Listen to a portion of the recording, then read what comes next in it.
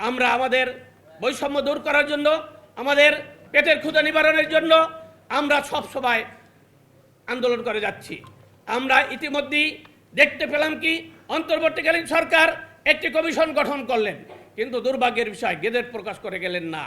তারপরে বর্তমান সরকার, মাননীয় বর্তমান প্রধানমন্ত্রী, উনি আমাদের স্বাধীনতার ঘোষক শহীদ প্রেসিডেন্ট জিয়াউর রহমানের সন্তান, উনি 3 বারের প্রধানমন্ত্রী, গণতন্ত্রের মা বেগম খালেদা জিয়ার সন্তান।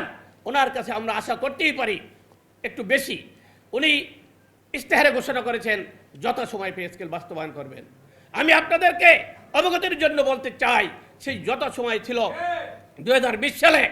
কারণ বাংলাদেশের ইতিহাসে আপনারা জানেন যে 5 বছর পর পর পে স্কেল দেওয়া হয়েছে ইতিমধ্যেই, যদিও একটু আগে পিছিয়ে দেওয়া হয়েছে, কিন্তু গড়ে 5 বছর পর পর পে স্কেল দেওয়া হয়েছিল।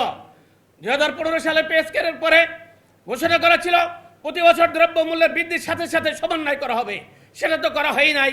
স্থায়ী পে কমিশন গঠন করার কথা ছিল, সেটাও করা হয় নাই। সেটা ছিল শুভাঙ্করের ফাঁকি। আমি মনে করি 2015 সালের যে পে স্কেল ছিল, কর্মকর্তা কর্মচারীদের মধ্যে আকাশ পাতাল ব্যবধান ছিল। আমরা সেই ব্যবধান দেখে, আমরা সেই বৈষম্য দেখে সেই থেকে আন্দোলন করে যাচ্ছি, কিন্তু আমরা আজও সফলতার মুখ দেখতে পাইনি। বর্তমান সরকার যেহেতু বলেছে যথাসময়ে, আমি বলবো যথাসময় ইতিমধ্যেই শেষ হয়ে গেছে।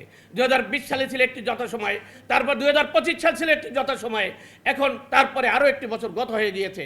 আমরা আর পারছি না। আমরা এখানে নেতৃত্ব দেওয়ার জন্য আসিনি, আমরা আমাদের পেটের ক্ষুধা নিবারণের জন্য এসেছি। আপনাদেরকে বিনয়ের সাথে আমি বলতে চাই, আপনারা আমাদেরকে কেউ নেতা হিসাবে দেখার দরকার নাই, একজন কর্মচারী হিসাবে আপনাদেরকে সাক্ষী রেখে আজকে মাননীয় প্রধানমন্ত্রীকে বলতে চাই, আমরা আর পারছি না। কোনো কর্মচারী 15 দিনের বেশি চলতে পারে না তার বেতন ভাতা দিয়ে।